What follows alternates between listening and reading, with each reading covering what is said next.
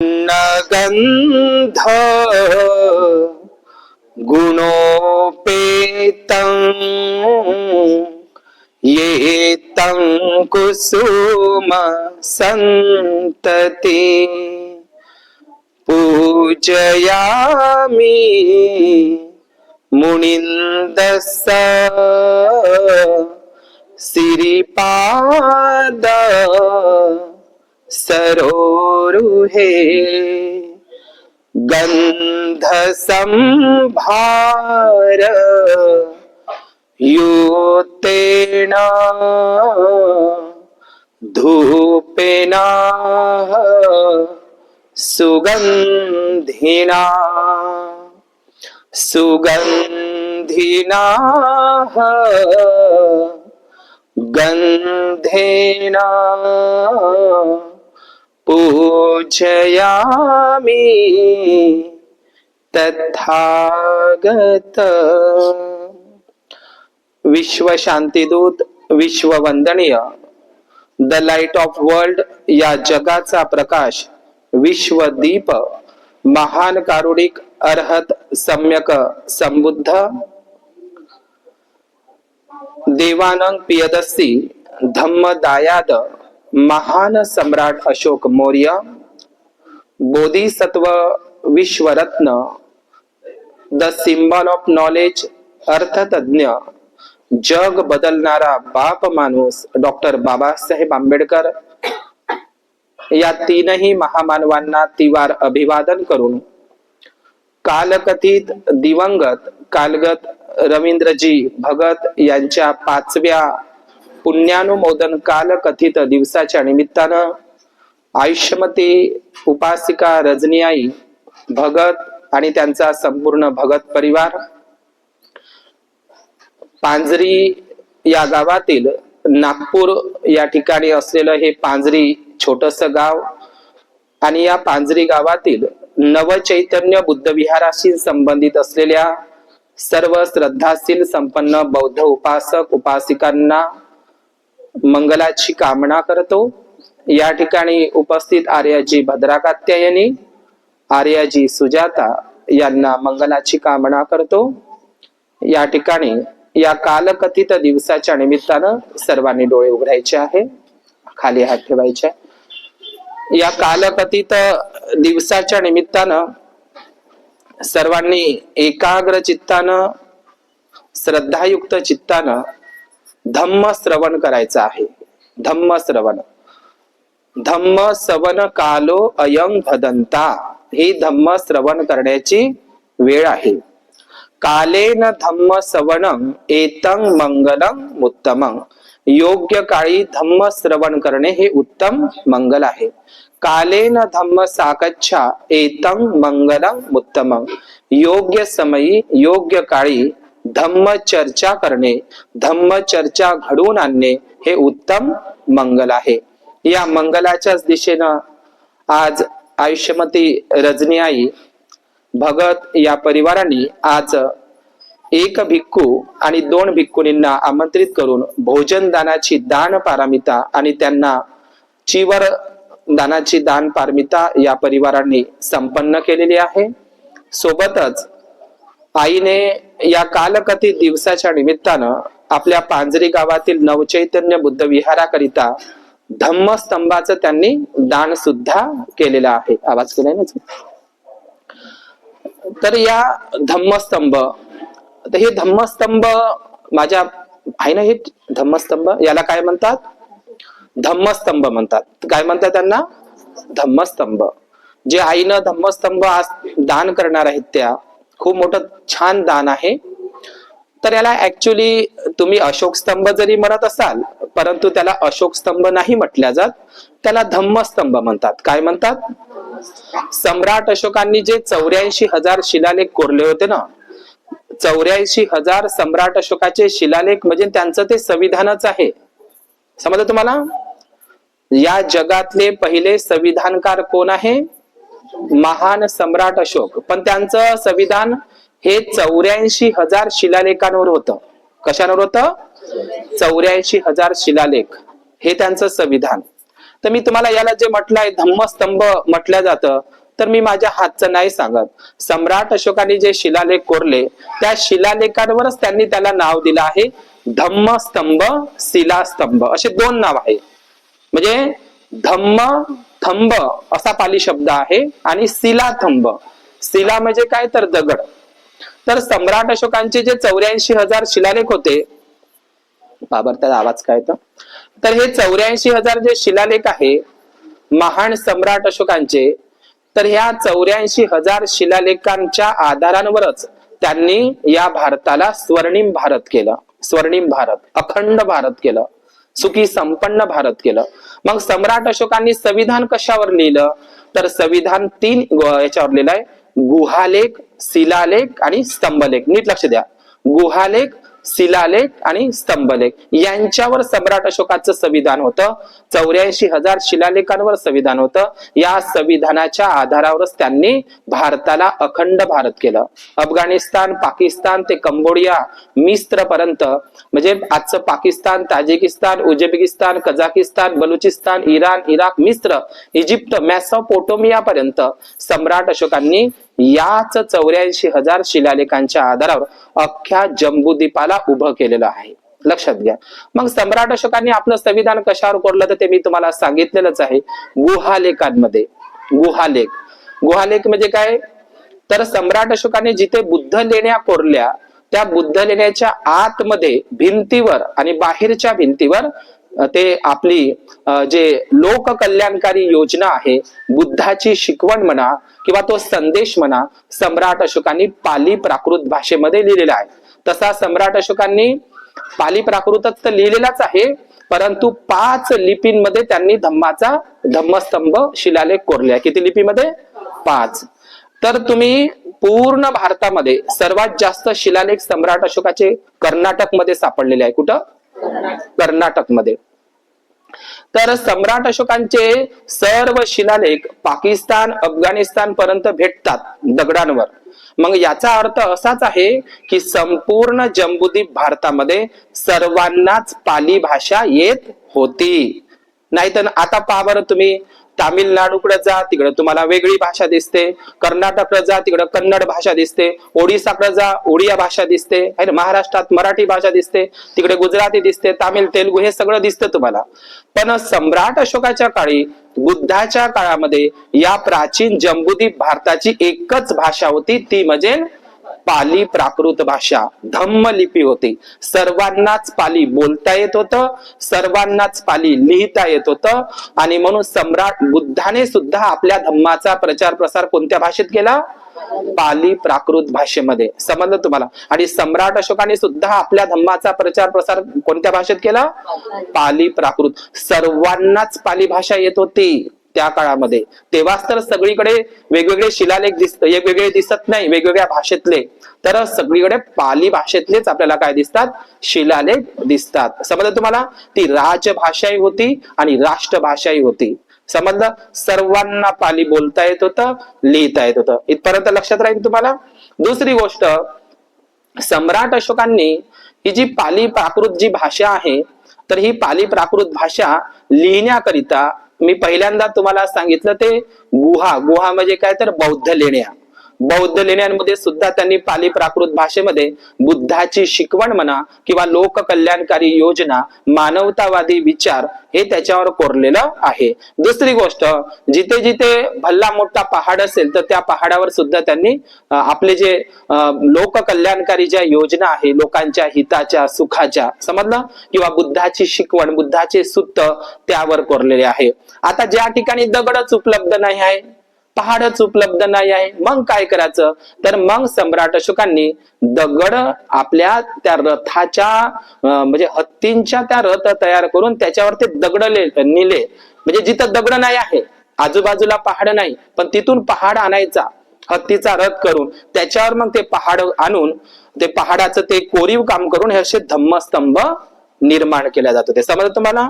याच एक म्हणजे हे जे धम्मस्तंभ आहे, हे धम्मस्तंभ आहे 84,000 स्तूप आणि 84,000 महाविहार तर 84,000 स्तूपापाशी 84,000 धम्मस्तंभ सम्राट अशोकांनी निर्माण केले होते, उभे केले होते दगडांमध्ये. तुम्ही लुंबिनीला गेले तर तुम्हाला स्तंभ दिसते, पण त्या लुंबिनीच्या परिसरामध्ये तुम्ही पहा, तुम्हाला पहाड दिसत नाही, दगड धोंडे दिसत नाही. तेवढा मोठा दगड, त्याचं कोरीव काम करून त्याच्यावर नाव लिहिलेलं आहे. त्या ठिकाणी खंबा गाडून ठेवलाय. तुम्ही खंबा म्हणा, याला मराठीमध्ये खंबा म्हणलं तरी चालते, पण ते निशाण कशासाठी करून ठेवलाय? कशासाठी? पुढे जाऊन येणाऱ्या लोकांना हे लुंबिनी होय, हे सारनाथ होय, हे कुशिनारा होय, हे बोधगया होय, हे साची होय, हे सिरपूर होय, हे सगळं माहित झालं पाहिजे म्हणून सम्राट अशोकाने जिथं जिथं 84,000 स्तूप, तिथे तिथे धम्मस्तंभ, ज्याला तुम्ही अशोक स्तंभ म्हणतात, ते उभे केलेले होते. समजलं? मग केलेलेच नव्हते तर त्याच्यावर त्यांनी आदेश सुद्धा काढलेला होता. आता हा स्तंभ त्या लुंबिनीला उभा दिसते, तुम्हाला दिसते, त्याच्यावर काय लिहिलेलं आहे? इथं साकमुनी बुधे जाते. काय लिहिलं आहे त्या लुंबिनीच्या स्तंभावर? रुक्मिणी स्तंभ म्हणतात त्याला. येतं साकमुनी बुधे जाते, इय साकमुनी बुधे जाते, इय साकमुनी बुधे जाते, म्हणजे इथं शाक्यमुनी बुद्धाचा जन्म झाला. हे पाली प्राकृत मध्ये त्या स्तंभावर जर लिहिलं नसतं तर आपल्याला लुंबिनी कोणती होय ते जागा आपल्याला दिसली नसती. समजलं का तुम्हाला? या स्तंभाचं किती महत्व होतं.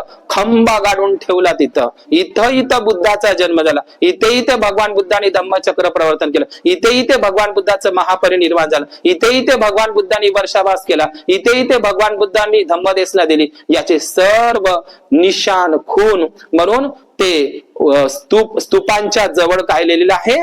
हे धम्मस्तंभ उभे केले. ते सम्राट अशोकांनी उभे केले, 84,000 उभे केले म्हणून त्याला अशोक स्तंभ म्हणतात. वास्तविक ते धम्मस्तंभ होय. त्याच्यावर धम्माची वाणी आहे, धम्माची शिकवण आहे, बुद्धाचा धम्म कोरलेला आहे म्हणून त्याला धम्मस्तंभ म्हणतात. आलं लक्षात तुम्हाला? तुम्ही सारनाथला गेले तिथे धम्मस्तंभ कोरलेला आहे, सम्राट अशोकाचा उभा आहे. काय लिहिलं आहे त्या धम्मस्तंभावर? तिथं तर भिक्खू आणि भिक्खुनीला आदेशच दिलाय, जो कोणी भिक्खू आणि भिक्खुनी भिक्खू संघामध्ये फूट टाकण्याचा प्रयत्न करत असेल तर त्यांना पांढरी वस्त्र परिधान करून भिक्खू संघातून हकालपट्टी केली पाहिजे. पहा, भिक्खूसाठी आदेश काढलेला आहे, लिहून आहे पालीमध्ये. समजलं का तुम्हाला? तर हे धम्मस्तंभ सम्राट अशोकांनी लेण्या तर कोरल्या, खूप कमी लेण्या कोरल्या. या भारतामध्ये सम्राट अशोकांच्या हातच्या फक्त 2च लेण्या आहेत. एक बुद्धगयेची बराबर बुद्ध लेणी आणि छत्तीसगडची जोगीमारा बुद्ध लेणी. ह्या 2च लेण्या सम्राट अशोकांनी कोरल्या. बाकी सगळ्या लेण्या सातवाहन आणि वाकाटकाच्या आहेत. लक्षात घ्या, अनेक लोकांना संभ्रम पडलेला आहे. तर सम्राट अशोक हे मूर्ती पूजक नव्हते, ते प्रतीक पूजक होते. नीट लक्षात घ्या. सम्राट अशोक हे एकमेव स्थविरवादी होते, हिनयान पंथाला मानणारे होते. म्हणजे या जम्बूद्वीपामध्ये, या भारतामध्ये जेवढे काही बौद्ध राज्य झाले ना, ते सगळेच बौद्ध राज्य महायान वज्रयान शाखेला मानत होते. म्हणजे बुद्धाची शिकवण आहे, पण जे शाखा पडल्या बुद्ध धम्मामध्ये, अशोकाच्याच काळामध्ये 18 शाखा होत्या. समजलं तुम्हाला? किती शाखा? 18 शाखा. तर वेगवेगळ्या शाखाला मानणारे होते. बाकीचे राजे महाराजे जे बुद्धिस्ट राजे झाले, फक्त एकटाच राजा आहे महान सम्राट अशोक. तो फक्त स्थविरवादी होता, हिनयानी होता किंवा थेरावादी परंपरेला मानणार होता. सम्राट अशोकाला सोडून बाकीचे सगळेच राजे, मग ते सम्राट कनिष्क असो, सम्राट हर्षवर्धन असो, सातवाहन राज्य असो, गुप्त राज्य असो, पाल राज्य असो, चोला राज्य असो, पल्लव राज्य असो, मैत्रक राज्य असो किंवा खमेर किंवा शैलेंद्र बौद्ध राज्य असो, सर्वच बौद्ध राज्य हे सगळेच्या सगळे काय होते? महायानी शाखाला मानणारे होते. महायानी शाखा म्हणजे काय? ते बोधिसत्वाला मानणारे आहे, म्हणजे बोधिसत्वाच्या संकल्पनेला मानणारे आहे आणि बुद्धाच्या मूर्तीलाही मानणारे आहे. जे जे बुद्धाच्या मूर्तीला मानतात, बुद्धाच्या मूर्तीची पूजा करतात किंवा त्या बोधिसत्व अवलोकितेश्वर त्याच्या संकल्पनेची ते पूजा करतात, तर ते लोक महायानी. पण सम्राट अशोक महायानी नव्हते. बाकीचे सगळेच बौद्ध राजे, या भारतातलेच नाही तर विदेशामधले सगळेच बौद्ध राजे हे कोण्या पंथाला मानणारे होते? महायान पंथाला. जे जे मूर्ती पूजक आहे ते कोण आहे? महायान पंथी. फक्त श्रीलंकेचा एक राजा होता सम्राट अशोकाचा, तो मित्रच होता, देवानांपिय तिस्स आणि सम्राट अशोक. हे एकमेव 2 राजे, म्हणजे भारतातले सम्राट अशोक आणि श्रीलंकेचे देवानंग तिस्स हे दोनच राजे हिनयान स्थविरवादी परंपरेला मानणारे होते, लक्षात ठेवायचं आहे. सम्राट अशोक सोडून बाकीचे सगळे भारतातील राजे हे महायानी ट्रेडिशनल शाखेचे आहे. समजलं तुम्हाला? मग सम्राट अशोकांनी प्रतीक पूजा सांगितली आणि बौद्ध सम्राट कनिष्क यांनी पहिल्यांदा गांधारला आणि मथुरेला बुद्धाची मूर्ती तयार केली. समजलं का? सम्राट अशोकांनी बुद्धाच्या मूर्त्या तयार केल्या नाही. पहिली बुद्धाची मूर्ती गांधार आणि मथुरा एकाच वेळी तिथे तयार झाली. अमरावती ते तिकल्ली शाखा आहे सातवाहनांची, नीट लक्षात घ्या. मग सम्राट अशोकांनी बुद्धाची मूर्ती तयार केली का? नाही. सम्राट अशोकांनी स्तूप तयार केले, महाविहार तयार केले, संघाराम तयार केले, 84,000 शिलालेख कोरले. जिथं जिथं स्तूप उभारले तिथं तिथं त्यांनी बोधिवृक्षाचं बुद्धगयेचं झाड सुद्धा नेऊन लावलं. आपल्याला फक्त एवढंच माहित आहे की सम्राट अशोकांनी मार्गशीर्ष पौर्णिमेला संघमित्रेच्या हातामध्ये ते रोपटं दिलं बुद्धगयाचं आणि श्रीलंकेला ते नेऊन लावलं. नाही, सम्राट अशोकांनी जिथं जिथं भिक्खूला पाठवलं त्या त्या भिक्खूंपाशी बुद्धगयेचं रोपटं सोबत, केवळ संघमित्रालाच नाही. आणि भारतामध्ये जम्बूद्वीपामध्ये जिथं जिथं स्तूप उभारला त्या त्या ठिकाणी बुद्धगयेचं झाड नेऊन लावलं. म्हणजे 84,000 स्तूप तर 84,000 बोधिवृक्ष एकाच वेळी सम्राट अशोकांनी लावलेली आहे. समजलं का? मग सम्राट अशोक हे मूर्तीपूजक नव्हते, ते प्रतीक पूजक होते. आता रजनी आईनं धम्मस्तंभ घेतला म्हणून त्याच्यावर मी आता एवढं मोठं प्रवचन झालं. आता काय पुढचा विषय सांगू? तर हे धम्मस्तंभ आहे. काय आहे? धम्मस्तंभ. या धम्मस्तंभावर मग प्रतीक पूजा कोणती आहे? सम्राट अशोकाने प्रतीक पूजा कशी कोरली आहे याच्यावर या धम्मस्तंभामध्ये खूप मस्त अभ्यास आहे. आता पहिलं प्रतीक आहे खाली, ते राष्ट्रीय चिन्ह म्हणून सुद्धा आहे ना, सारनाथला सापडलेलं. तर त्याच्यामध्ये 4 प्रतीक दिसतात तुम्हाला. पहिलं प्रतीक. मग प्रतीकाच्या रूपामध्ये ती पूजा कशी, प्रतिकात्मक पूजा, सिंबॉलिक पूजा, टोटेम पूजा. तर कोणती?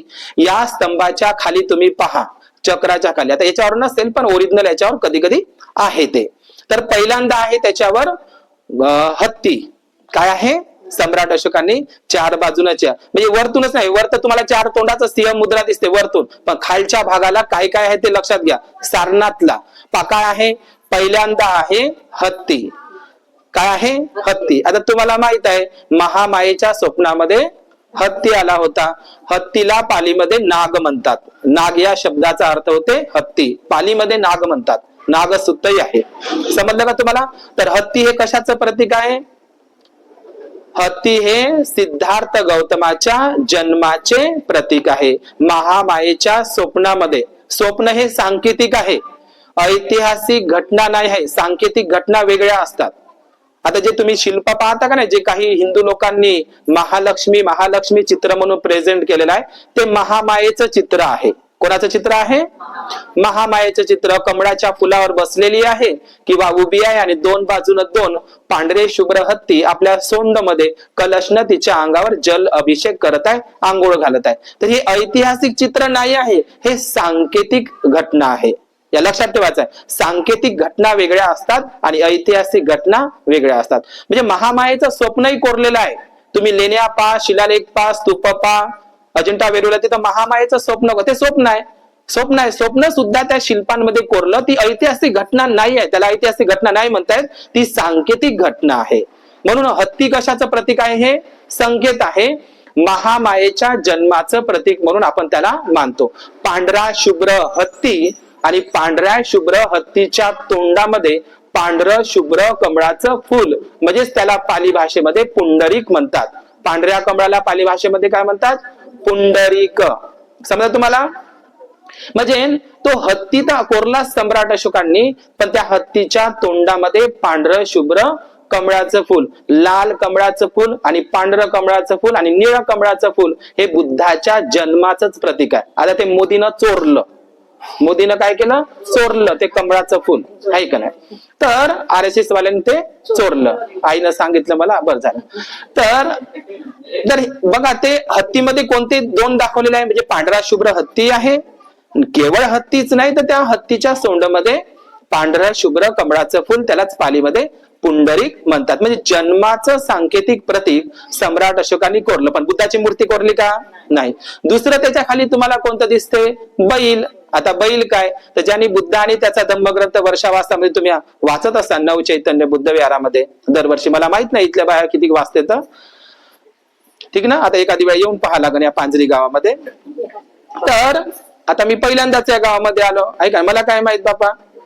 तर दुसरं प्रतीक कोणतं आहे कोरलं त्याच्यामध्ये? दुसरं प्रतीक आहे बैल.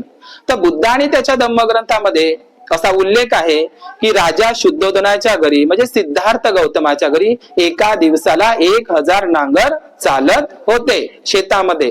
त्यांच्याकडे विस्तृत शेती होती. आता 1000 नांगर तर 2000 बैल लागणारच आहे. ज्याच्या घरी बैल राहते त्याच्या घरी दूध दही तर राहणारच आहे, आणि दूध दही राहणार तर शेणकूट तर राहणारच आहे. ह्या सगळ्या गोष्टी म्हणजे सिद्धार्थ गौतम, राजा शुद्धोधन हे शाक्य कुळातले लोक हे कृषी प्रधान संस्कृतीचे होते. जरी ते राजे होते तरी ते कृषी प्रधान संस्कृतीचे होते. समजलं तुम्हाला? म्हणजे शेतकरी होते ते कृषी प्रधान संस्कृतीचे होते. म्हणून याचं प्रतीक सम्राट अशोकांनी काय कोरलेलं आहे? बैल कोरलेला आहे का नाही. म्हणून जातक कथामध्ये नंदी विशाल जातक कथा आहे. काय आहे? नंदी विशाल जातक कथा. विशाल म्हणजे मोठा नंदी. हे नंदी विशाल जातक कथा चोरून त्यानं ते काय ते भोल्यापाशी ते शिवलिंगन ते जाऊ दे मी ते सांगत नाही. तर बैल हे शौर्याचं प्रतीक आहे. आणि बैलाचे 4 गुणही सांगितलेले आहे. मिलिंद प्रश्नामध्ये वाचा. बैलाचे किती गुण आहे? 4 गुण. सांगू का ते? बैलाचा पहिला गुण आहे बैल स्वतःचे घर कधीही विसरत नाही. तुम्ही तरी विसरान बाबासाहेब आले विहाराले विसरान, पण बैल स्वतःचं घर कधीही विसरत नाही. बरोबर मालधान्याच्या घरी येते. दुसरा बैलाचा गुण आहे बैल डोळे म्हणजे बैल श्वास रोखून पाणी पितो. मिलिंद प्रश्नामध्ये श्वास रोखून म्हणजे काय? श्वास रोखून म्हणजे बैलाकडून हा गुण याच्यासाठी घेतला पाहिजे कोणतीही गोष्ट जीवनामध्ये करत असताना विचारपूर्वक केली पाहिजे, म्हणजेच श्वास रोखून. बैलाचा दुसरा गुण. तिसरा गुण भगवान ते नागसेन भिक्खूंनी मिलिंद राजाला सांगितलं आहे बैल कुठल्याही गाडीला जुंपले तरी तो ओढतो. समजलं? तिसरा. आणि चौथा तो कुठलाही सुख दुःखामध्येही ओढतो. चौथा गुण आहे. याच्यातच आहे 2 म्हणजे सारखे वाटते तुम्हाला. म्हणजे कुठल्याही गाडीला जुंपलं तरी तो ओढतो. आणि चौथा आहे सुखातही दुःखातही ओढतो. बैल असा म्हणतो काय शेतकऱ्याला माझी तब्येत बरोबर नाही, मला आज बरं वाटत नाही, मला ताप आलेला आहे, मला त्रास आलाय असं म्हणते का तो? सुख राहो का दुःख राहो तो ओढत असतो. तर मनुष्याने आपल्या जीवनामध्ये सुख असो का दुःख असो आपला संसार पुढे नेला पाहिजे. आणि न्यायचा नसेल तर मग फाशी घेऊन मरा लागते. ठीक ना. तर प्रत्येकाच्या जीवनामध्ये सुख दुःख राहतच असते. अमावस्या पौर्णिमा म्हणतो भगवान बुद्धांनी अमावस्येला अष्टशील पकडा म्हणते, पौर्णिमेला पकडा. पौर्णिमा म्हणजे काय तर शीतल चंद्र प्रकाश, आणि पौर्णिमा म्हणजे काय तर लयच काळी रात्र. म्हणजे सुखातही आणि दुःखातही म्हणजे ते उपवासात पकडायला सांगतात ना. अमावस्या म्हणजे काय तर काळी रात्र, अमावस्या म्हणजे काळी रात्र म्हणजे दुःखाचं वाटते आपल्याला, आणि पौर्णिमा म्हणजे काय सुख वाटते. तर सुख असो का दुःख असो आपलं जीवनही कसं आहे? पौर्णिमा अमावस्या, कधी सुख कधी दुःख, कधी सुख अमावस्या पौर्णिमा असंच आपलं जीवन आहे. तर तिसरा जे प्रतिकात्मक आहे सम्राट अशोकांनी कोरलाय ते आहे बैलाचं. समजलं तुम्हाला? दुसरंच झालं ना. आणि तिसरा आहे त्याच्यामध्ये घोडा. काय आहे? घोडा. आता घोडा कशाचं प्रतीक आहे? आखाडी पौर्णिमेच्या दिवशी वयाच्या 29व्या वर्षी सिद्धार्थ गौतमांनी महाभिनिष्क्रमण त्यांनी गृहत्याग केला होता. घरदार सोडले होते. कंथक नावाच्या पांढऱ्या शुभ्र घोड्यावर जाऊन. घोडा कशाचं प्रतीक आहे मग? गृह त्यागाचे. समजलं? सम्राट अशोकाने या स्तंभावर. आणि चौथा आहे पुन्हा शेर दाखवला आहे त्याच्यामध्ये. वरत तर 4 तोंडाचे शेर आहेच. काही कशावर आहे? सिद्धार्थ बुद्ध आणि त्याच्या धम्मग्रंथामध्ये वाचा. सिद्धार्थ गौतमाच्या आजोबाचे नाव सिंह हनू होते. काय होते? सिंह हनू. हनूला मान जोडली किंवा मंतू जोडलं तर हनुमंत होते. इथूनच चोरला येते ना. बुद्ध आणि त्याच्या धम्मग्रंथामध्ये सिद्धार्थ गौतमाच्या आजोबाचे नाव काय आहे? आजोबाचे नाव आहे सिंह हनू. काय आहे? सिंह हनू. आणि तथागत भगवान बुद्धांनी सारनाथला आखाडी पौर्णिमेला धम्मचक्र प्रवर्तन केलं, आपला प्रवचन केलं. त्या ठिकाणी पहिला उपदेश केला, पहिला वर्षावास केला. कुठे? सारनाथ वाराणसीला. तर त्या ठिकाणी भगवान बुद्धांच्या त्या पहिल्या प्रवचनाला पहिल्या धम्मदेशनेला सिंह निनाद म्हणतात. सिंहनाद. काय म्हणतात? सिंह गर्जना म्हणतात. समजलं? भगवान बुद्धांच्या प्रथम प्रवचनाला किंवा त्या धम्मचक्र प्रवर्तनाला सारनाथला सिंहनाद म्हणतात. सिंहनाद म्हणजे काय? सिंहाची गर्जना. समजलं का? जशी सिंहानं गर्जना केली तर सगळे प्राणी जंगलातले पळून जातात, तसंच भगवान बुद्धांनी आपल्या सत्याचा उपदेश त्या ठिकाणी सिंह नाद केला. सगळी मारसेना, सगळे, समजलं तुम्हाला? अशा पद्धतीने तर भगवान बुद्धांच्याला सिंहनाद म्हणतात. काय म्हणतात? सिंह. आणि तुम्ही सुत्त पिटकामध्ये जर बघितलं सिंहनाद नावाचं सुत्त सुद्धा सांगितलेलं आहे. सिंह जे आडनाव दिसते का नाही तुम्हाला, सिंह सिंह भारतामध्ये पूर्ण लोकांना ब्राह्मणाने सुद्धा सिंह सरनेम चोरलेला आहे. पण हे सिंह सरनेम भिक्खूंचं आहे, शाक्यांमध्ये होतं. सिद्धार्थ गौतमाच्या आजोबाच नाव आहे सिंह हनु. आजचे ज्या ज्या लोकांचे सिंग काही सिनेमामध्ये आहे का नाही असं तसं वगैरे, हे सिंग नाव हे कुठलं कुणीकडलं आहे? बुद्धिस्ट आहे. तर हे शेर म्हणजे काय? बुद्धाला शाक्य सिंहही म्हणतात आणि नर सिंहही म्हणतात. तुम्ही नरसिंह गाता बघा, नरातला उत्तम नर म्हणजे नर सिंह, सिंहासारखा नर. नर म्हणजे काय? पुरुष, म्हणजे सिंहासारखा पुरुष. कोण? म्हणून बुद्धालेच शाक्य सिंह म्हणतात आणि बुद्धालेच नरसिंह म्हणतात. समजलं का? म्हणून कैलास लेणीवर जर दिसलं तुम्हाला तर तो बोधिसत्व सिंह आहे, ते छाती पाळताना नरसिंह शाक्य सिंह बुद्धालाच म्हणतात. तर काही लोकांनी मग ते पौराणिक कथा केली, ते मग नरसिंह ते छाती पाडताना ते सगळं, आता ते जाऊ द्या, ते वज्रे आणि लोकांची ती संकल्पना आहे, ते तुम्हाला नाही समजणार. शिल्पकला आहे ती, समज तुम्हाला. आणि वरचे जे सिंह आहे म्हणजे भगवान बुद्धांचा धम्म हा चारही दिशेनं सारनाथलाच हे कोरलाय ना, सारनाथचं स्तंभामध्ये चार तोंडानं, म्हणजे भगवान बुद्धांचा पहिला वर्षावा समाप्त झाला त्या ठिकाणी धम्मचक्र प्रवर्तन सारनाथ वाराणसीला केलं आणि पहिला वर्षावास केला. तर भिक्खूंना काय म्हणतात? हे भिक्खूंनो, एका दिशेनं दोन भिक्खून जायचं नाही, एका दिशेनं एकाच भिक्खून जायचं. म्हणजे हे चार तोंडाचे चार सिंह आहे. समजलं? या दिशेने एक, या दिशेने एक, आणि या दिशेने एक, आणि या दिशेने, म्हणजे भिक्खूंनो हे सांकेतिक घटना आहे, सांकेतिक स्तंभ आहे. समज तुम्हाला? पण वैशालीला गेलं का तुम्हाला एकच सिंह दिसते. तर भगवान बुद्धांनी वैशालीला निरोप घेतला तर त्या दिशेनंच त्याचं तोंड दाखवलं. म्हणजे भगवान बुद्ध या दिशेनं गेले म्हणून तो स्तंभ सम्राट अशोकाने त्याच दिशेनं ते शेरचं तोंड सिंहाचं तोंड केलेलं आहे. समजलं का तुम्हाला? तर सम्राट अशोकाने हे जे धम्मस्तंभ उभे करण्याच्या मागे, काश सम्राट अशोकाने हे धम्मस्तंभ उभारले नसते तर आपल्याला बौद्ध स्थळ माहीत झाले नसते. पण काही ब्राह्मणवाद्यांनी हे धम्मस्तंभ नष्ट केलेले आहे. समजलं का? नष्ट केलेले आहे. तर आज या परिवारामध्ये मी थोडा नागपूरचा इतिहास सांगतो आणि होऊ शकेल मी माझा याच्यातच परिपूर्ण, कारण व्हिडिओ लांब नाही झाला पाहिजे. मी नागपूरच्या परिसरामध्ये आलो, या पांजरी या छोट्याशा गावामध्ये आलो. आई रजनी आईने मला या ठिकाणी आमंत्रित केलं, तर मी थोडा तो इतिहास सांगतो. कोणता? तुमच्या परिसरातला, म्हणजे तुम्हाला खूप मस्त वेगळं वाटेल. आम्ही डॉक्टर बाबासाहेब आंबेडकर यांनी 14 ऑक्टोबर 1956 ला बौद्ध धम्माची काय घेतली? दीक्षा घेतली आपल्या विदर्भामध्ये. दोनही दीक्षा विदर्भामध्येच घेतल्या. रमाईच्या स्वप्नातलं पंढरपूर, मी हजारो पंढरपूर निर्माण करीन रमा, नको त्या पंढरपूरचा नाद करू. रमाई मरून गेली पण बाबासाहेबांनी पंढरपूर दावलं नाही. 4 लेकरं मरून गेले तरी रमाईला पंढरपूर दाखवलं नाही, पण तुम्ही मात्र इकडे तिकडे भटकता. तर बाबासाहेब म्हणतात तुझ्यासाठी मी हजारो पंढरपूर उभे करीन रामो, हजारो पंढरपूर उभे करीन. कशाला त्या पंढरपूरचा नाद करतो? पण बाबासाहेबांनी दोनही पंढरपूर आपल्या विदर्भातच निर्माण केले. एक म्हणजे नागपूर आणि दुसरं म्हणजे चंद्रपूर. आताच माताजींनी सांगितलं होतं की बाबासाहेब 6 डिसेंबरच्या आधी धम्म दीक्षा घेणार होते. त्यांनी ते आखणी केली होती. तर कुठे घेणार होते? एक ठिकाण लखनौ मधलं, उत्तर प्रदेश मधलं जौनपूर. कोणतं? बाबासाहेबांनी तारीख ते निर्धारित ठरवली होती. सारनाथ वाराणसीला भाषण झालं होतं, तिथले ते लोक भेटले. तर ते समजलं ना तुम्हाला? बाबासाहेबांचं शेवटचं भाषण आणि बुद्धाचं पहिलं प्रवचन सारनाथ वाराणसीला झालं. बुद्धाचं पहिलं प्रवचन आणि बाबासाहेबचं शेवटचं भाषण सारनाथ वाराणसीला झालं. पहा किती योगायोग आहे. तर त्या सारनाथलाच बाबासाहेबांनी सांगितलं, त्या सारनाथ वाराणसी एकच आहे, तिथे बाबासाहेबांनी सांगितलं. काय सांगितलं? प्रत्येक बौद्धांचे आद्य कर्तव्य आहे की त्यांनी दर रविवारी आपल्या कुटुंबासहित बुद्ध विहारात गेले पाहिजे. समजा तुम्हाला? तर डॉक्टर बाबासाहेब आंबेडकरांनी जौनपूर उत्तर प्रदेशला आणि मुंबईला 16 डिसेंबर तारीख तय केली होती आणि 6 डिसेंबरला बाबासाहेब गेले. समजा तुम्हाला असं आहे ना, आताच आर्याजीने सांगितलेलं होतं. तर डॉक्टर बाबासाहेब आंबेडकरांनी आपण किती पुण्यवान लोक आहोत की या विदर्भामध्येच 2 ते पंढरपूर, 1000 पंढरपूर निर्माण करणार होते बाबासाहेब, पण बाबासाहेबांकडे ती वेळ राहिली नाही.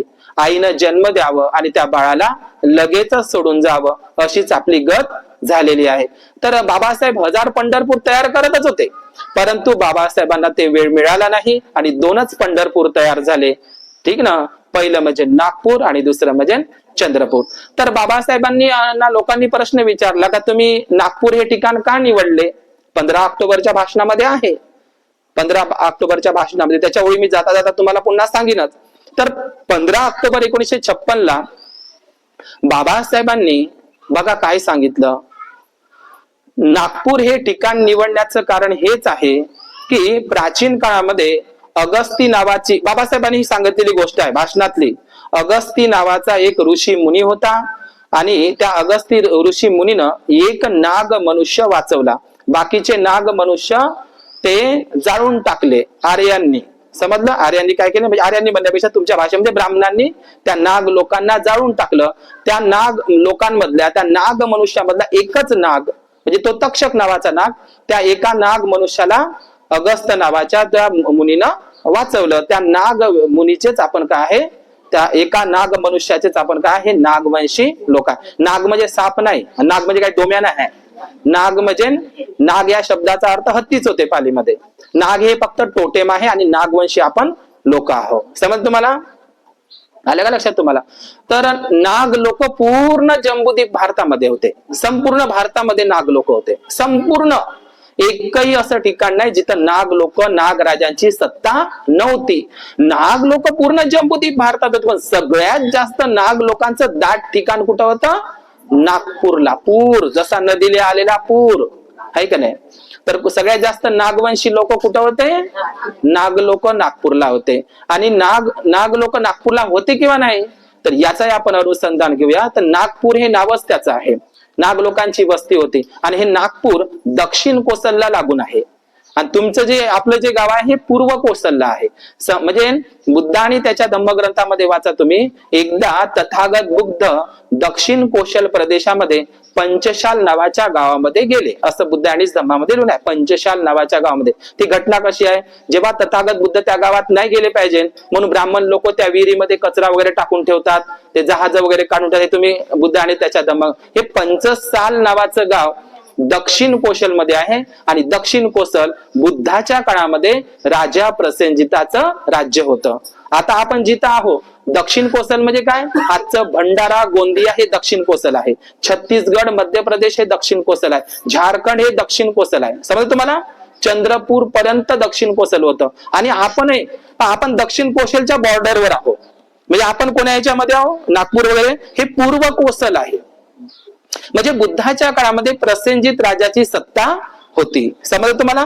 नाग लोक संपूर्ण भारतामध्ये होते, संपूर्ण जम्बूद्वीपामध्ये होते, पण सगळ्यात जास्त दाट वस्तीचं ठिकाण कोणतं होतं? नागपूर. आता नागपूरला काही खानाखुणा आहे का? तर नागपूरला नाग नदी आहे, ठीक आहे. नागपूरला नागार्जुन टेकडी आहे. नागपूरला, आता नागपूर हे शहरच आहे, थोडं तुम्ही चिंचोली शांतिवनच्या तिकडे गेले तर तुम्हाला नागरधन दिसते, म्हणजे तिथे नाग हा शब्द आलाय, नागरधन. आता त्याला लोक काही नंदीवर्धन म्हणते, नंदवर्धन म्हणा का नंदीवर्धन म्हणा, पण त्याचं ओरिजिनल नाव आहे नागरधन. नागरधन, नागपूर, नागार्जुन टेकडी, नाग नदी आणि तिथेच नागपूरला रामटेक आहे. आता रामटेक आहे नव्यानं आलेलं आहे, रामटेक नाही, संघाराम. जिथं जिथं राम शब्द आलेला आहे, ज्या ज्या गावाला राम शब्द जोडलेला आहे, तर ते रामटेक म्हणजे कसं म्हटलंय, भिक्खूच्या संघाच्या आरामाची वर्षावासाची ठिकाण संघाराम. समजलं? संघाच्या आरामाची वर्षावासाची ठिकाण म्हणजे त्याला संघाराम राम असं होतं ते, पण नंतर ते संघ गेला आणि तिथं रामटेक आलं. तर रामटेक सुद्धा प्राचीन काळातलं बौद्ध स्थळ आहे, तिथंही बुद्ध मूर्ती आणि स्तूप लागलेले आहे. आता तिथं काही लोकांनी आपला राम नेऊन बसवलेला आहे. असो, दुसरी गोष्ट, या रोडनं गेलं तर तुम्हाला काय दिसते, मनसर दिसते. काय आहे? मनसर. आता हे मनसर कोणाच्या काळातलं आहे? तर हे आहे वाकाटक राजांचं. वाकाटकांची सत्ता महाराष्ट्रामध्ये होती, मुंबई पर्यंत होती. वाकाटक समजलं ना? तर वाकाटकांचं ते नालंदा, तक्षशिला, विक्रमशिला, वल्लभी, मोगलमारी या बौद्ध विद्यापीठांसारखंच एक बौद्ध विद्यापीठ नागवंशी राजांनी, वाकाटक राजे हे नागवंशी होते, त्यांनीच ते मनसरला विद्यापीठ बांधलेलं आहे. समजलं तुम्हाला? तुमच्या नागपूरच्या रोडवरच आहे. त्याच्यामध्ये वाकाटक तर राजे होतेच होते, पण दक्षिण भारतामध्ये आणखी एक राजे होते, विन्नू कुंडिन. विन्नू कुंडिन. आता हे नाव खूप कठीण आहे. म्हणजे वाकाटक राजा आणि वाकाटक राजाच्या नंतर विन्नू कुंडिन नावाच्या राजवंशाने सुद्धा मनसर बौद्ध विद्यापीठाला रिकन्स्ट्रक्शन केलं, त्याला हातभार लावला किंवा त्याला मदत केली. ह्या दोन राजांचं, वाकाटक बौद्ध राजे आणि विन्नू कोंडिन बौद्ध राजे, हे दोनही राजवंश नागवंशी राजवंश होते. समजलं? आणि तुम्ही पहा, नागपूरला पिवळी नदी आहे. पिवळी नदी कशाचं प्रतीक आहे? भिक्खूंच्या चिवराचा कलर हा पीत असतो, पिवळा असतो, लक्षात घ्या. आणि कंधान नदीला आजही उपसंपदा होते, म्हणजे भिक्खूंच्या उपसंपदा ह्या नदीमध्येच होत असतात, नदीच्या काठी होत असतात. पिवळं चिवर धारण करणाऱ्या त्या भिक्खूंच्या ह्याच्यावर ते नाव पडलेलं आहे, नाग नदी, पिवळी नदी. थोडं तुम्ही गोंदियाला गेलं तिकडे नागपूरच्या बाजूला, तिथं नागरा नावाचं बौद्ध विद्यापीठ वाकाटक नागवंशी राजांनी कोरलं. नागरा, तिथे नाग शब्द आलेला आहे. आता या रोडनं आम्ही आलो, इकडून या रोडनं गेला तर नागपूर पासून, तिथून नागरधन पासून नागपूर मनसर पकडा आणि इकडं वर्धेच्या दिशेनं जा. म्हणजे बाबासाहेब म्हणतात, नाग लोकांची वस्तू नागपूर आणि नागपूरच्या परिसरामध्ये नाग लोकांची दाट लोकसंख्या होती. नागपूर आणि नागपूरच्या सभोवताल नाग लोकांची संख्या जास्त होती. तर मग आहे ना सभोवताल नाग लोक. तर मग तुम्ही वर्धेच्या दिशेनं जा तर तुम्हाला काय दिसते? केळझर दिसते.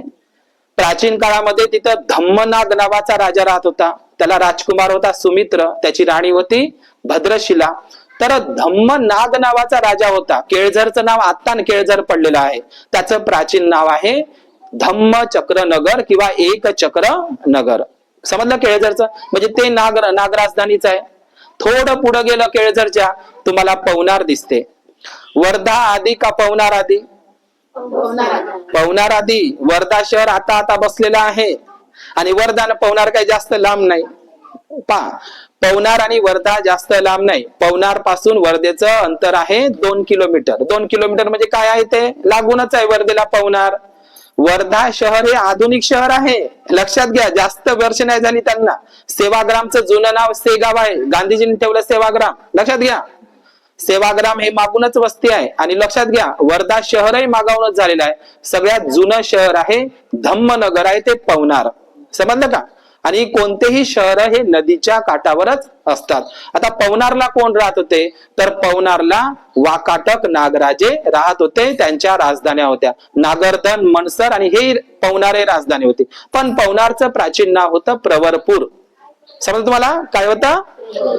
प्रवरपूर म्हणायचे. मोठी राजधानी, मोठं नगर आहे. विनोबाजीचं जे आश्रम आहे का नाही तिथं उभा, विनोबाजीचा आश्रम, परमधाम आश्रम, त्या परमधाम आश्रमामध्ये बुद्धाच्या मूर्त्या जुन्या जमिनीखालच्या पडलेल्या आहेत तिकडे.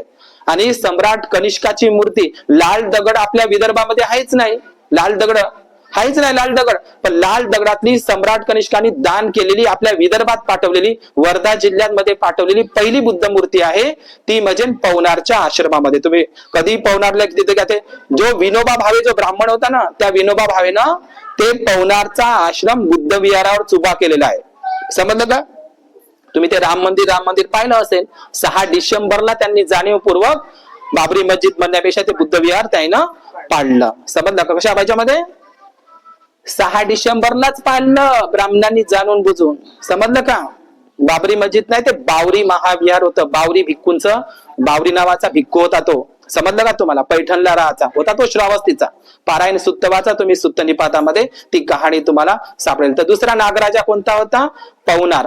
पवनारचं नाव हे अलीकडे ठेवलं, पण त्याचं प्राचीन नाव होतं प्रवरपूर. आजही तिथं पूर्ण परमधाम आश्रम जो विनोबाजीनं उभा केला तो जाणून बुजून बुद्ध विहार होतं. हजारो भिक्खू त्या केळझरलाही राहायचे, प्राचीन काळामध्ये वर्षावास करायचे, आणि पवनारलाही राहायचे, आपल्या मनसरलाही राहायचे, नागरधनलाही राहायचे, रामटेकलाही राहायचे, नागऱ्याला सुद्धा राहते. हे हजारो भिक्खूंचं पहा, ह्या रोडनं पूर्ण तुम्हाला विहार दिसते त्या काळामध्ये. पूर्ण या रोडनं तुम्ही जसं आज आहे, कारण हा व्यापारी मार्ग होता त्या काळामध्ये. तर पवनारला ही वाकाटकांची राजधानी होती. काय होती? वाकाटक. द्वितीय राजा प्रवरसेन त्याची महाराणी अजंठाच्या जगप्रसिद्ध लेण्या 16 नंबरची, 17 नंबरची आणि 18 नंबरची जी लेणी आहे ना अजंठाची, हे पवनारच्या वाकाटक नागराजांनी कोरली. आपल्याला माहित असलं पाहिजे. आणि ते राजे इथे राहत होते मनसरला. समजलं? मनसरच्या वाकाटक नागराजांनी आणि काही सातवाहन राजांनी त्या सगळ्या लेण्या महाराष्ट्रातल्या कोरलेल्या आहे. थोडं तुम्ही पुढे गेलं, कुठे? पवनारच्या थोडं पुढे पुढे जा किंवा तुमच्या नागपूर पासून जा, तुम्हाला चंद्रपूर दिसते. बाबासाहेबांनी बरोबर तिथं नाग लोकांच्या स्टिकामध्ये दीक्षा घेतली. तर चंद्रपूरच्या बाजूला नागबीड आहे, इकडं नागपूर आहे, तर तिकडे नागबीड आहे. बीड म्हणजे काय? बीड म्हणजे काय? तर गर्दी आहे की नाही? तर नागबीडला देवटेक आहे, नागपूरला रामटेक आहे. पहा, चंद्रपूरच्या पाशी काय? देवटेक आणि नागपूर पाशी रामटेक.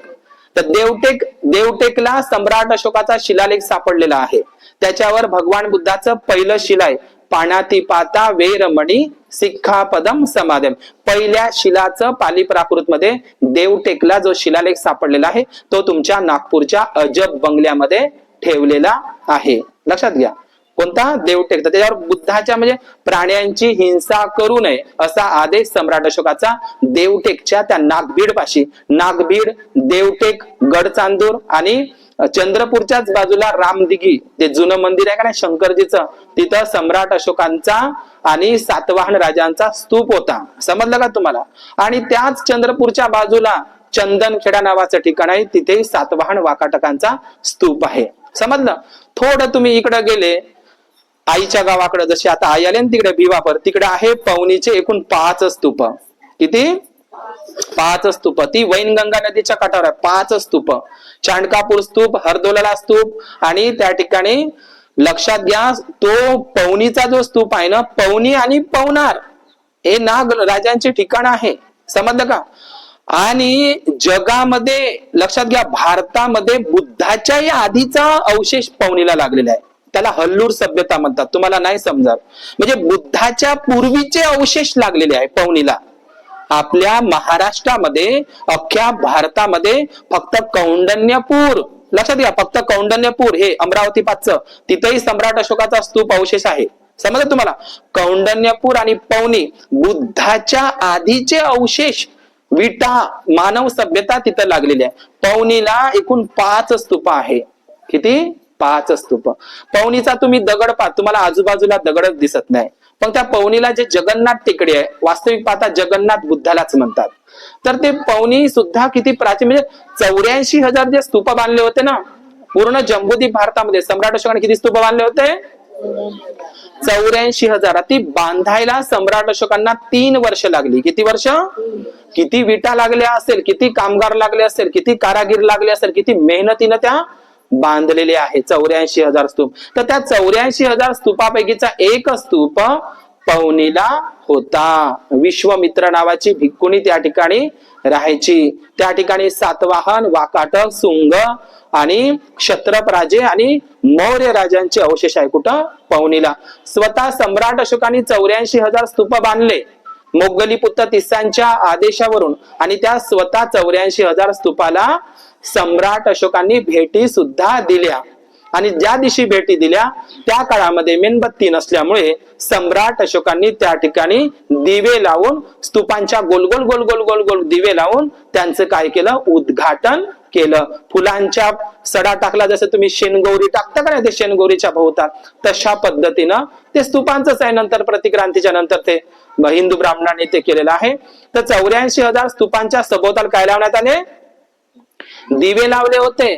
मग काय दिवे ते लोक फक्त दिवाळीच्या दिवशी लावत होते का? नाही. महिन्यातून 4दा उपासक उपासिका अष्टसील धारण करत होते आणि त्या ठिकाणी दिवे लावत होते. मग काय दिवाळीलाच लावत होते? सम्राट अशोकांनी सुरुवात तिथून केली, त्याची दिवाळी झाली नंतर केली ते लोक आहे ना, पण सम्राट अशोकांनी तिथून सुरुवात केली.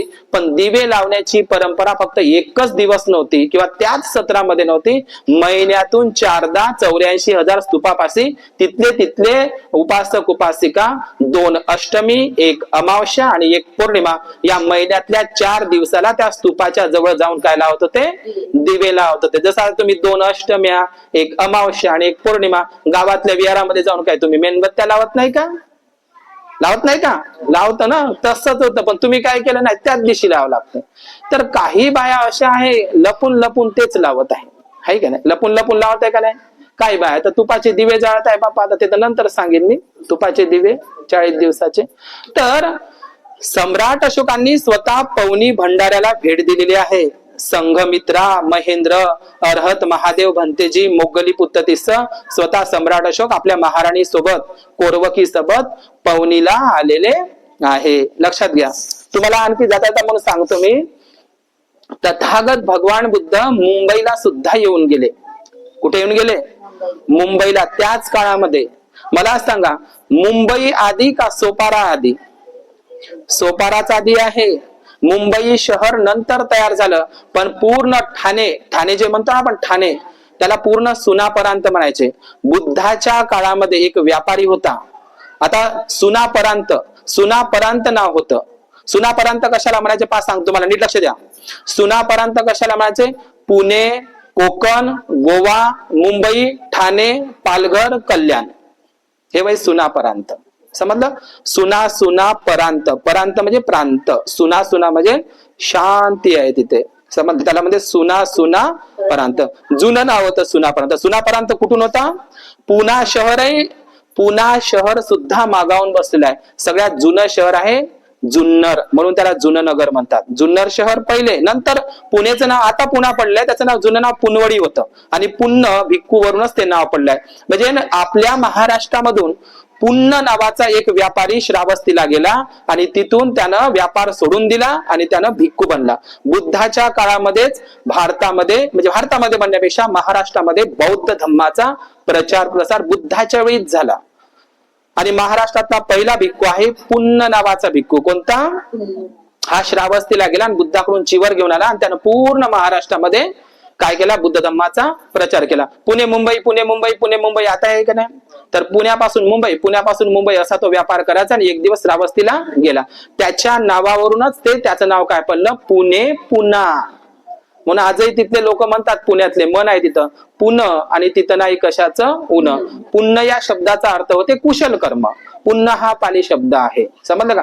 जिथं पुण्य आहे, जिथं पुण्यवान लोक आहे, तिथं कशाचं कमी राहणार आहे? ऊन राहणार नाही. आताही ते मन आहे. तर हे आजचं जे पुणे नाव पडलेलं आहे, आता नाव पडलंय त्याचं पुणा, पण त्याचं ओरिजिनल आहे पुण्य नावाच्या भिक्खूवरूनच त्याला पुणे आता ते नाव पडलंय. आता काही जुने बाया म्हणते कुठे गेलती माय? पुण्याला गेलती म्हणतात ना असं लोक, म्हणून तिला पुण्यनगरी सुद्धा म्हणतात. तर सांगायचं तात्पर्य म्हणजे या पुण्य नावाच्या भिक्खूनं पूर्ण महाराष्ट्रात सुनापरांत गोवा कोकणामध्ये बौद्ध धर्माचा प्रचार केला होता. आणि हा जो पुण्य नावाचा भिक्खू होता, हा पुणे मुंबई या ठिकाणी त्याचा तो प्रचार प्रसार करायचा. तर त्यानं समुद्राच्या ठिकाणी सोपारा नावाचे एक ठिकाण आहे, बंदर आहे, ते सोपाऱ्यावरूनच पूर्ण जगामध्ये बौद्ध धर्माचा प्रचार आणि प्रसार झाला. त्याचं नाव सोपारा का पडलं? कारण भारतामध्ये कोकणात गोवात सुपाऱ्या जास्त विकल्या जाते. सुपारक, त्याचं प्राचीन नाव सुपारक आहे, पण आता त्याला सोपारा म्हणतात. आता ते दोन भागामध्ये कन्वर्ट झालं म्हणून तिथं आता काही गंद पाणी सोडलं म्हणून त्याला नाला सोपारा असं म्हणतात. मुंबई आधी नाही, आधी सोपारा आहे. आणि सोपाऱ्याला पुण्य नावाच्या भिक्खूनं बुद्धाच्या काळामध्ये तिथे त्यांनी कुटी बांधली होती. साधी कुटी बांधून तो तिथं राहत होता. कोण? सोपारा. ठाणेला त्याला पमाद ठाणा म्हणतो ना. ठाणा म्हणजे ठिकाणा. ठाणे हे नावही पालीच आहे, लक्षात घ्या. तर त्या ठिकाणी तो सोपाऱ्याला राहायचा. कोण? पुण्य नावाचा भिक्खू. आणि त्यानं चंदन कुटी महाविहार उभं केलं. चंदनाचे लाकडं मलबार प्रांतावरून त्यानं मागवून घेतले. कुठून? मलबार प्रांतावरून चंदनाचे लाकडं मागवून घेतले आणि चंदन कुटी महाविहार बांधलं. चंदनाच्या लाकडाचं त्याला नाव काय दिलं? चंदन कुटी महाविहार उभं केलं सोपाऱ्याला, म्हणजे त्या ठाणे मुंबई पाशी. आणि तथागत बुद्धाला श्रावस्तीवरून आमंत्रित केलं. चंदन कुटी महावीराचं उद्घाटन करासाठी या आणि आमचा वर्षावास प्रवारणेचा समापनाचा दिवस आहे, त्याच्यासाठी या. स्वतः तथागत बुद्ध आनंद आपल्या सेवकाला घेऊन आणि 500 भिक्खूला घेऊन 500 भिक्खू आनंद तथागत बुद्ध मुंबईला आले. म्हणजेच आजच्या सोपारा ठाणे मुंबई म्हणजे काही वाटलेलंच नाही, एकच ठिकाण आहे ते. आता तर ते पालघर अलग झालं, पण ते मुंबईचाच भाग आहे. मुंबईला स्वतः तथागत बुद्ध श्रावस्तीवरून 500 भिक्खू संघासहित आनंदासहित आले होते. एवढंच नाही, तथागत बुद्ध त्या सोपाऱ्याला मुंबईला 7 दिवस त्यांनी मुक्काम केला त्या कुटीमध्ये. समजलं का? तिथं 84,000 स्तूप तर 84,000 शहर नगर उभे झाले. पहिल्यांदा सोपाराच होतं, तिथं मुंबई शहर नव्हतं. आणि तिथं सम्राट अशोकाने म्हणजे पुन्न नावाची तिथं कुटी होती. सम्राट म्हणजे ते चंदन कुटी विहार तर नष्टच झालं ना काळानं, ते लाकडाच असल्यामुळे. तर सम्राट अशोकांनी काय केलं, नंतरच्या काळामध्ये 3ऱ्या शताब्दीमध्ये पुन्न नावाचं ते यादगार म्हणून, समजलं, भगवान बुद्धांच्या 84,000 ज्या अस्थी होत्या ना, त्या 84,000 अस्थीपैकी एक स्तूप मुंबईच्या त्या सोपाऱ्याला बांधला. बुद्धाच्याही अस्थी आणि पुन्न नावाच्या त्या अरब भिक्खूंच्या अस्थी तिथेच होत्या. कुठे? सोपाऱ्याला. सोपारा पहिला आहे. सोपारा काय आहे? पहिला आहे. सम्राट म्हणजे बुद्धाच्या काळापासून तर सम्राट अशोकाच्या काळापर्यंत तर सातवाहनांच्या काळापर्यंत सोपाराच तिथं नगर होतं. आता मुंबई झाली. आणि हे मुंबई कोणामुळे मिळाली? बाबासाहेबांमुळेच मिळाली. नाहीतर सगळे गुजराती लोक, आज जे मुंबई भेटली का नाही महाराष्ट्राला, याच्यात बाबासाहेबांचं योगदान आहे. नाहीतर सगळे गुजराती लोक म्हणजे मुंबई आमची, मुंबई आमची. व्यापारी म्हणून आले इंग्रजासारखे, आणि आजही गुजराती लोक मुजरीपणा करतात त्यांना मुंबईला. सगळ्यात जास्त हे मुंबई आज जे महाराष्ट्राची झाली ना, त्याच्यामध्ये बाबासाहेबांचं योगदान आहे. पण 6 डिसेंबरला बाबासाहेबाला जागा द्यायला तिथचे लोक तयार नव्हते. आज जी मुंबई शहर प्राप्त झालेलं आहे महाराष्ट्राला, आर्थिक राजधानी म्हणून आहे, तर बुद्धाच्या काळापासून अशोकाच्या सम्राट अशोकानंच ते नगरी बसवली. कोणती? मुंबई. मुंबई नगर कोणाचं आहे? सम्राट अशोकाने बसवलाय. जिथं जिथं 84,000 स्तूप, तिथं तिथं त्याचे नगर तयार झाले. सोपारा नगर, तर नंतर मुंबई तयार झाली. दिल्ली कोण बसवली? सम्राट अशोकांनी. जुनं नाव त्याचं इंदपट आहे पालीमध्ये. समजलं का? काश्मीर, श्रीनगर, पंढरपूर, पवनी. पवनी हे प्राचीन काळातलं शहर. नागपूर हे सम्राट अशोकांनीच निर्माण केलेले नगर होय. तेव्हाच्या काळामध्ये ते नगर होते आणि आताच्या काळामध्ये नगर आहे. बुद्धाच्या काळामध्ये ते तेव्हाही शहर होते बुद्धाच्या काळामध्ये, आणि आता हे शहर आहे. श्रावस्ती बुद्धाच्या काळात तेव्हाही शहरच होतं, आता हे शहरच आहे. अलाहाबाद ते प्रयागराज तेव्हाही शहरच होतं बुद्धाच्या काळात, आता हे शहरच आहे. वाराणसी बुद्धाच्या काळामध्ये शहर होतं, आताही शहरच आहे. कौशांबी बुद्धाच्या काळामध्ये शहर होतं, आताही शहरच आहे. तर हे मुंबई नगर सम्राट अशोकांनीच बसवलेलं आहे. लक्षात घ्या. बुद्धाचा स्तूपही तिथंच आहे समुद्राच्या काठावर, ठीक आहे ना, अस्थीवर. आणि बाबासाहेबांचा स्तूपही चैत्यभूमी अरबी सागरावर. किती मस्त योगायोग आहे. बाबासाहेबांचा राजगृह बंगला. तर 6 डिसेंबरला बाबासाहेब आपल्याला सोडून गेले. तर लक्षात ठेवायचा हा इतिहास इतका मस्त आहे, भौगोलिक, सांस्कृतिक आणि आपला जो प्राचीन इतिहास आहे. कारण बाबासाहेब म्हणतात, जो इतिहास विसरतो तो इतिहास निर्माण करू शकत नाही. आपला इतिहास आपल्याला माहित असला पाहिजे. समजलं का? म्हणजे सम्राट अशोकाने जे स्तूप बांधले का नाही, तर त्या स्तूपांवर म्हणजे तुम्ही कधीही मुंबईला गेले तर 6 डिसेंबरला केवळ मुंबईलाच जाऊ नका, म्हणजे चैत्यभूमीलाच जाऊ नका. मुंबईला जोगेश्वरी, एलिफंटा, मंडपेश्वर, महाकाली, लोणाड ह्या सर्व बुद्ध लेणी आहे. ते एलिफंटाची लेणी बुद्धिस्ट लेणी आहे. ती मौर्य राजांनी कोरलेली आहे. म्हणजे सम्राट अशोक नाही, सम्राट अशोकांनी नाही कोरली ते एलिफंटा लेणी. ती लेणी मौर्य घराण्याची एक शाखा महाराष्ट्रात राहत होती, कोकणात, गोव्यात आणि मुंबईला. घारापुरी बेट त्यांचं राजधानी होती. म्हणजे मौर्यांचंच ते खानदान आहे, मौर्यांचीच ती शाखा आहे. एलिफंटा लेणी त्यानंच कोरलेली आहे. ती बुद्धिस्टच लेणी आहे. म्हणून कधी तुम्ही चैत्यभूमीला गेले तर ते आपण बघितलं पाहिजे. समजलं का तुम्हाला? तर हा वारसा आपण सालबर्डीला अरहंत महादेव नावाचे भिक्खू राहायचे. सालबर्डीला तुम्ही दरवर्षी जात गेलं पाहिजे. आपण बुद्ध लेण्यांवर पौर्णिमेला आपल्या आजूबाजूला जे जे काही प्राचीन बौद्ध स्थळ आहे, लेण्या आहे, त्या स्थळाला आपण भेटी दिल्या पाहिजे. आपण जाणं सोडून दिलं म्हणून काही लोकांनी त्याच्यावर काय केले? कब्जे केले. डॉक्टर बाबासाहेब आंबेडकर म्हणतात की सम्राट अशोकांनी बांधलेले 84,000 बुद्ध विहार स्तूप गेली कुठंच नाही. ब्राह्मणांनी त्यांच्यावर जबरन कब्जा केलेला आहे. समजलं का तुम्हाला? जसं वर्धेपाचच्या पवनारच्या आश्रम तिथं कब्जाच केला, ते बुद्ध विहारच आहे. पवनार आश्रमाचं पूर्ण बुद्ध मूर्त्या पडलेल्या आहे. आपलं ठिकाण आहे ते पवनार. तिथं सुंदर बुद्धाची मूर्ती आहे, सम्राट कनिष्काच्या काळातली. सम्राट कनिष्कानं दानात पाठवली ती पवनारला. कधी गेले तर तिथं तुम्ही जा. तर हे पवनार असेल किंवा केळझर धम्मचक्र नगर असेल किंवा हे मणसर असेल, प्राचीन काळातलं खूप मोठं ठिकाण होतं. समजलं तुम्हाला? तर मेन मुद्दा आहे महाबोधी महाविहाराचा तो मी सांगतो आणि या ठिकाणी माझ्या धम्मवाणीला विराम देतो. तर महाबोधी महाविहाराचा मेन मुद्दा काय आहे? तुमचा आहे, माझा आहे आणि अख्ख्या लोकांचं लक्ष त्याच्यावर लागलेलं आहे. कोणतं? आता तुम्ही ऐका ते काय ऐकायचं आहे. तर महाबोधी महाविहारामध्ये जगातले लोक येतात. कुठे येतात? जगातले. जगाचं काळीज आहे म्हणते अश्वघोष नावाचे भिक्खू बुद्ध चरित्रामध्ये. जगाचं काळीज आहे, जगाची म्हणजे ते हृदय आहे. काय आहे? बोधगया. सम्राट अशोकांनी त्यांच्या 10व्या शिलालेखामध्ये त्याला संबोधी म्हटलेलं आहे. काय म्हटलेलं आहे? मी वारंवार ते सांगतो, त्यांना शांत करा. तर सम्राट अशोकांनी इथे बसलेल्या उपासक उपासिकांना मी नेहमी बुद्धगयाच्या महाबोधी संदर्भानं विचारतो, म्हणजे सांगत असतो की महाबोधी महाविहाराच्या संदर्भात मी तुम्हाला तो मुद्दा सांगतो आणि थांबतो. ज्यावेळी सिद्धार्थ गौतमांनी त्या बोधी वृक्षाखाली आसन मांडलं, वज्रासन मांडलं, सम्यक संकल्प प्राप्त केला, त्या ठिकाणी ते पिंपळाचं झाड होतं, नदी होती, निरंजना, सगळं माहित आहे तुम्हाला. तर मी जर तुम्हाला विचारलं तर सगळ्यांना तो प्रश्न सांगतायत. आई शांत करा त्यांना. तर म्हणजे एक गोष्ट लक्षात घ्या, तथागत म्हणजे त्यावेळी ते बुद्धच होते, बुद्ध नव्हते ते, आहे ना. कोण होते ते? राजकुमार सिद्धार्थ गौतम होते. कोण होते?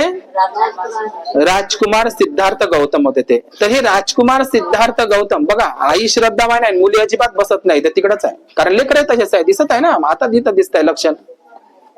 म्हणजे आईचे संस्कार मुलाबाळांवर नाही, ऐकत नाही तर मुलं आहे का नाही, डिस्टर्ब होते ना. तर एक गोष्ट लक्षात घ्या की हा प्रश्न जर मी तुम्हाला सर्वसाधारण प्रश्न आहे, हा वस्तुनिष्ठ प्रश्न आहे. कोणता? ज्यावेळी सिद्धार्थ गौतमांनी त्या पिंपळाच्या नंतर बोधिवृक्षाच्या झाडाखाली ते वज्रासन मांडून बसले, 40 दिवस बसले. किती दिवस? 40 दिवस. तर 40 दिवसामध्ये काही लोक आपल्या घरचा जर माणूस मरण पावला तर 40 दिवस ते सुतूक. आता हिंदू धर्मामध्ये सुतक नावाचा प्रकार होता हिंदू धर्मामध्ये, पण आपल्या धर्मातल्या बाया आता 40 दिवसाचं सुतूक करते आणि भंतेजीले घरी कार्यक्रमासाठी बोलावते. तुम्ही सुतूक पाळता, बौद्ध झाले तरी 40 दिवस कायचे. आता हे 40 दिवसाचे सुतूक तर गेलेच, पण 40 दिवसाचे आता वित्तू बाबाचे तुपाचे दिवे आले. ठीक आहे. मग हे 40 दिवस होय का? हिंदू धर्मातील ब्राह्मणी धर्मातील लोकांनी या 40 दिवसाला सुतक पाळण्याचा दिवस ठरवलेला आहे. आता हे 40 दिवस म्हणजे काय? तर बुद्ध आणि त्याच्या धम्मग्रंथामध्ये सिद्धार्थ गौतमांनी 40 दिवसाचं अन्न गोळा केलं होतं, हे बुद्ध आणि त्याच्या धम्मग्रंथामध्ये आहे. म्हणजे त्यांना सम्यक संबोधीसाठी त्यांनी 40 दिवस, समजलं तुम्हाला? आहे ना बुद्ध आणि त्याच्या धम्मग्रंथात येऊन बाबासाहेबांच्या किती दिवस? 40 दिवस पुरेल इतके अन्न सिद्धार्थ गौतमांनी गोळा केले. 40 दिवसामध्ये त्यांना सम्यक संबोधी प्राप्त झाली. ते बोधिसत्व सिद्धार्थ गौतमाचे अरहत सम्यक संबुद्ध झाले. तर किती दिवस लागले त्यांना? 40 दिवस. म्हणून ब्राह्मणवादी लोकांनी प्रतिक्रांतीच्या नंतर 40 दिवस सुतक पाळण्याचा दिवस चालू केला. आजही तुम्ही लोक सुतक म्हणूनच काय तर वित्तू बाबाच्या नावानं 40 दिवसाचे तुपाचे दिवे जाळणं चालू आहे. शनिवार दिवस लय बोहारा. शनिवार दिवशी भंतेजी परित्राणाला नाही यायचं. शनिवार दिवशी आजही आमचे लोक अंधश्रद्धेमध्ये. शनिवार हा पाली शब्द आहे. शनिवार या दिवशी तथागत भगवान बुद्धांनी सारनाथ वाराणसीला धम्म चक्क पवर्तन केलं. तो वार होता शनिवार. म्हणून ब्राह्मणवाद्यांनी शनिवाराला खराब ठरवलं. शनी लागते हे लागते, तुम्ही त्याच्याच मागं लागलेले आहे. शनिवार दिवशी पूजा नाही घ्यायची, शनी मागं लागते. समजलं का तुम्हाला? 40 दिवसाचं सुतक म्हणून त्यांना पाळणं चालू केलं. मी ते सांगणार नाही. तर तुम्हाला जर तो प्रश्न विचारला, लक्षात घ्या कोणता प्रश्न, की राजकुमार सिद्धार्थ गौतमानी जेव्हा त्या झाडामध्ये ते वज्रासन मांडून बसले 40 दिवस, तर त्यावेळी ते आजच्या सारखं बोधगया शहर होतं का जंगल होतं? पहा, मी तुम्हाला आधीच सांगितलं ना, सगळ्या बायांना त्याचं उत्तर देता येईल. बुद्धाच्या काळामध्ये आज जे तुम्हाला बोधगया दिसते ना, जिथं सिद्धार्थ गौतमानी 6 वर्ष तपश्चर्या केली ना, तपश्चर्या करून 6 वर्ष त्यांना काहीही प्राप्त झालं नाही, सत्याचा मार्ग सापडला नाही. आज जे विशाखाचा गड आहे का नाही, सुजाताचा गड, सुजाता नावाचं ठिकाण आहे ना, कुठं आहे? निरंजना नदीच्या त्या पलीकडे. म्हणजे सुजाताचं घर ज्या ठिकाणी होतं त्या ठिकाणी सुद्धा सम्राट अशोकांनी सुजाताच्या घराची आठवण म्हणून तिथं सुजाताच्या ठिकाणी स्तूप उभारला. ज्या ठिकाणी सुजाताचा गड आहे ना, ते तेवढंच छोटस खेड होतं, ते खेड होतं, खेड समजलं का? ते खेड सुजाताचा जो सुजाता गड आहे ना बुद्धगयाच्या नंतर त्या नदीच्या पलीकडं, ते तेवढं खेड होतं. सुजाता खेड्यातली होती. बुद्धगया आजच्या सारखं शहर नव्हतं. बुद्धाच्या वेळी त्याचं नाव होतं उर्वेलावन. काय होतं? उर्वेलावन. ते एकांतवासातलं जंगल होतं. आता एकांतवासातच ते गेले ना, का गावामध्ये बसले ध्यान साधना करायला? एकांतवासामध्ये त्याचं नावच होतं उर्वेला जंगल म्हणा किंवा उर्वेला होतं. ते उर्वेला घनदाट जंगल बघितलं त्यांनी, ते पिंपळाचं भरलं मोठं झाड बघितलं. समजलं? ते सुजाताचं वगैरे तुम्हाला माहितच आहे तिकडं. आणि मग ते नंतर ते झाडाखाली बसले तर त्या जंगलामध्ये त्यांनी ते सम्यक संबोधी प्राप्त केली 40 दिवसामध्ये. ते ठीक ना, असंच आहे ते. मग सांगा बरं, ते आजच्या सारखं बोधगया शहर होतं का जंगल होतं? उर्वेला वन होतं, उर्वेला जंगल होतं. काही बदमाश लोक म्हणते आमची शिवलिंग तिथं होती, रामाची मूर्ती आहे तिथं, आमचं जुनं आहे तिथं. सांगा आता कुठं ज्ञान? किती खरा इतिहास आहे आपला, आहे का नाही? त्यावेळी काहीच नव्हतं. ते सम्राट अशोकाने त्याची पायाभरणी केली. आजचं जे बुद्ध विहार आहे ते गुप्त राजांनी डेव्हलप केलेलं आहे. सम्राट अशोकाने पायाभरणी केली, ठीक ना. सम्राट अशोक, सम्राट कनिष्काने मूर्ती बसवली. सम्राट कनिष्काच्या नंतर तिथं गुप्त राजांनी, पाल राजांनी, मैत्रक राजांनी, काही विदेशी राजांनी सुद्धा ते बुद्ध विहार, आजचं जे बुद्ध विहार आहे ते खऱ्या अर्थानं गुप्त बौद्ध राजांचं ते उभं आहे आजचं. कारण त्याचा जीर्णोद्धार झाला ना. प्रत्येक काळामध्ये जीर्णोद्धार करायला लागते ना का? जसं तुमचं घर आहे तर ते तसेच आहे का घर मातीचे? साचीचा स्तूप एकट्या सम्राट अशोकांनी नाही बांधला, त्याचाही जीर्णोद्धार जसे जसे राजे येऊन गेले, सातवाहन राजे, गुप्त राजे, त्यांनी साचीच्या स्तूपासाठी योगदान केलेलं आहे. खराब होत असते ना घर, तुमचं घर खराब झालं तुम्ही रिकन्स्ट्रक्शन करता का नाही? हा इतिहास माहित ठेवा तुम्हाला. तर मी ती गोष्ट सांगतो आणि थांबतो. तर महाबोधी महाविहार, सर अलेक्झांडर कनिंघम, इंग्रज लोक भारतामध्ये आले. कोण लोक? इंग्रजाचा एकच गुन्हा आहे. ज्योतिबा फुले माहित आहे का काय म्हणतात गुलामगिरी पुस्तकामध्ये? मुघल लोक आणि ब्रिटिश लोक आपले अजिबात शत्रू नाही, आपले खरे शत्रू ब्राह्मणच आहे. जोपर्यंत इंग्रज आहे ना तोपर्यंत पटपट जे जे काही तुम्हाला सुधारणा करून घ्यायची आहे ते करून घ्या. कोण म्हणत आहे असं? ज्योतिबा फुले. मुसलमानांनी फक्त 450 वर्ष सत्ता केली, ब्रिटिशांनी फक्त 150 वर्षच केली, पण ब्राह्मणाची गुलामी हजारो वर्षापासूनची. आपली खरी लढाई, क्रांती आणि प्रतिक्रांती ब्राह्मण आणि बौद्ध. समजलं का तुम्हाला? इंग्रजांचं सगळ्यात मोठं योगदान आहे आपल्यासाठी. समजलं का? इंग्रज सर अलेक्झांडर कनिंघम आला नसता तर सम्राट अशोक आणि बुद्ध दिसला नसता. आज तुम्ही बुद्धगया, सारनाथ, कुशीनगर, कौशांबी, श्रावस्ती सगळे बौद्ध स्थळ पाहताना हे कोण शोधून काढले जमिनीमधले? सर अलेक्झांडर कनिंघम आणि जेम्स प्रिन्सेप या लोकांनीच ते शोधून काढले. त्यानंच ते शोधून काढले म्हणून आज तुम्हाला जाले भेटते. पण ब्राह्मणानं त्याच्यावर कब्जे तर केलेच केले, कब्जे तर केलेच केले, पण त्याच्यावर त्याला नष्ट सुद्धा केलं. कोण? ब्राह्मणांनीच नष्ट केलं. नालंदा विद्यापीठ म्हणे मुसलमानांनी जाळलं नाही, ब्राह्मणांनी जाळलं. शशांक नावाच्या ब्राह्मणाने, शशांक नावाचा ब्राह्मण होता आणि काला पहाड नावाचा ब्राह्मण होता, यांनीच जाळलं. आणि नाव कोणावर आणलं? मुसलमानावर. आताच तर आमच्या समोर जिता जागता पुरावा आहे. कोणता? आमच्या महाबोधी जेवढे काही 84,000 बुद्ध विहार होते, या 84,000 बुद्ध विहारावर कब्जा तर केला त्यानं, केला ना? 84,000 ते बंद करायला लावा बरं. 84,000 बुद्ध विहारावर काय करायला लावला? कब्जा केला त्यानं. कोण? ब्राह्मणवादी लोकांनी 84,000 बुद्ध विहारावर कब्जा केला.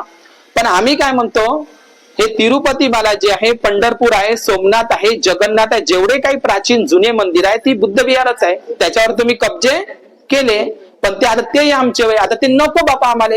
ते पंढरपूर, तिरुपती बालाजी हे सगळेच आमचे आहे, ते नको आम्हाला. आता तुम्ही म्हणता तर घ्या बा आता, पण कमीत कमी एक तरी द्या. महाबोधी महाविहार बोध घ्या, पण द्यायला तयार आहे का ते?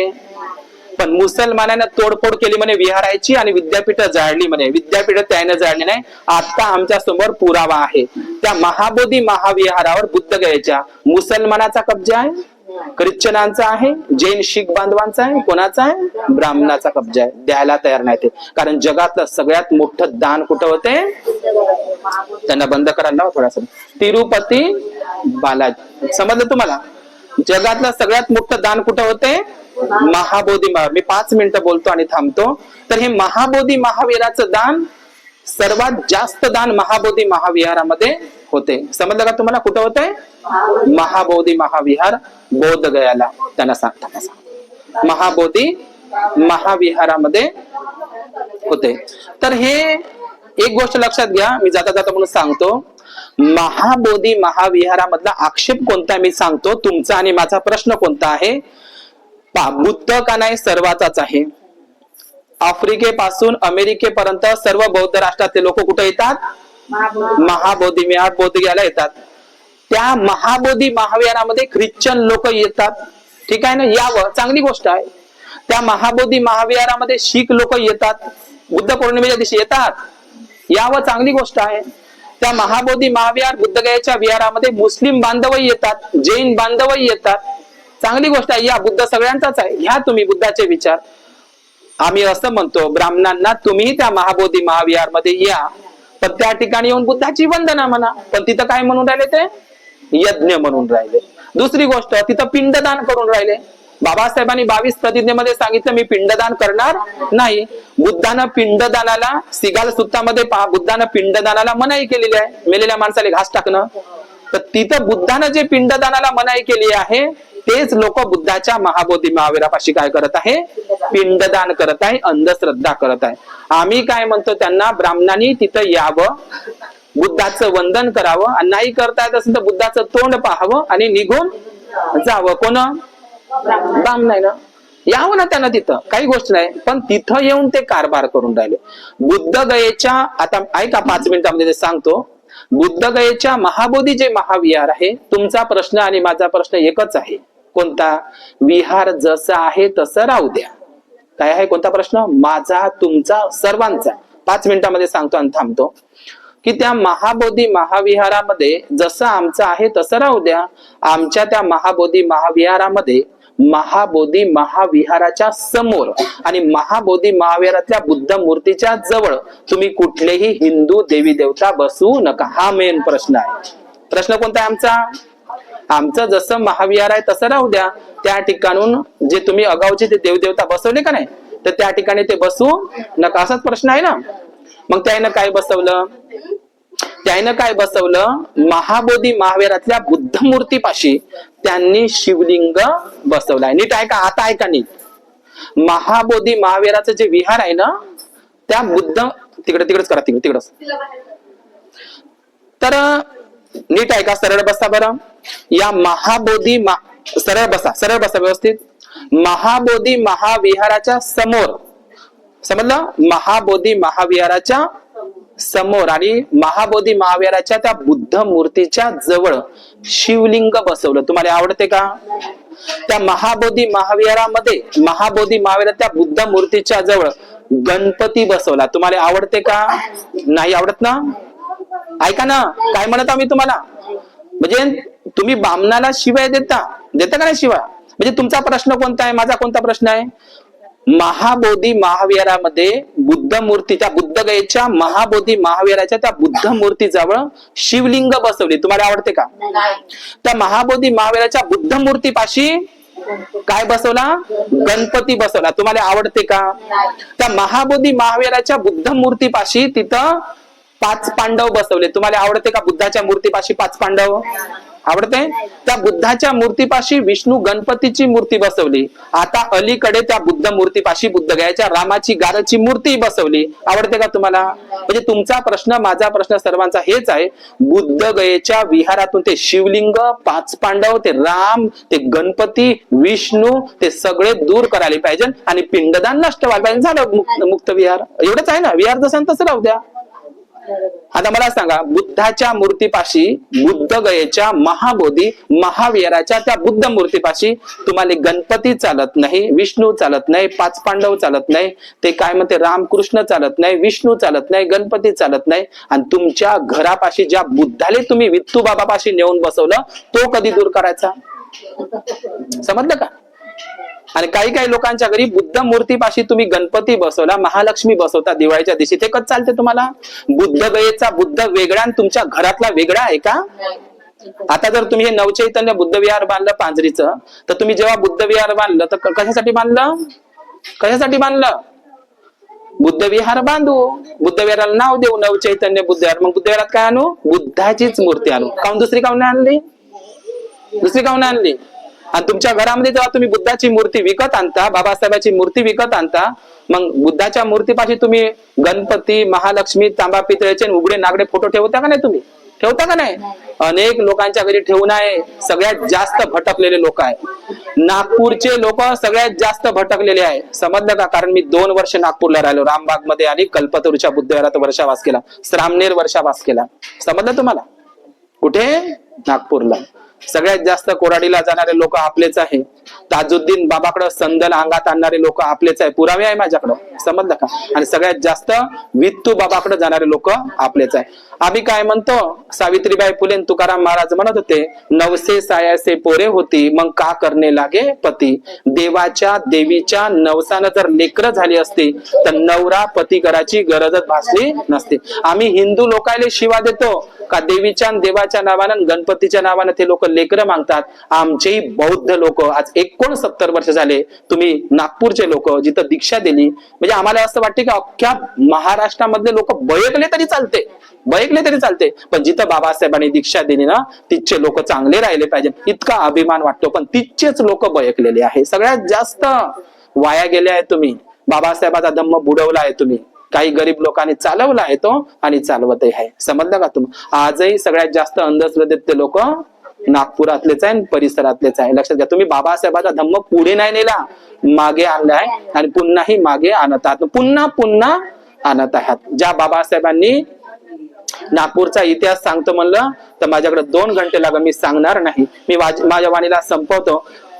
तुम्ही त्या हिंदू लोकांना शिवा देता. हिंदू धर्मातल्या लोकांना देवीच्या आणि गणपतीच्या नवसानं काय होते? लेकरं होते. आमच्याही बौद्ध समाजातल्या नागपूरच्या बुटीबोरीच्या लोकायले वित्तू बाबाच्या नवसानं लेकरं झालेली आहे. समजलं का? अर्धे लेकरं. आता काही पोराले भेटतच नाही पोरी, तर नवसच करा म्हणा, सरळ सरळ जाऊन नवसच आहे का नाही? समजलं का? मग आपण हिंदू लोकांना शिवा देतो.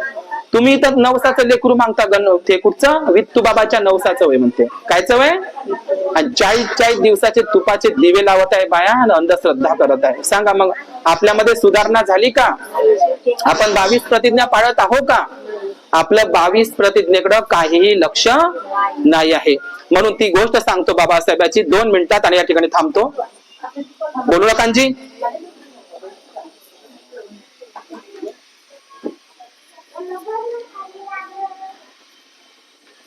तर डॉक्टर बाबासाहेब आंबेडकरांनी नागपूरलाच एक इशारा केला, तो सांगतो आणि या ठिकाणी थांबतो मी.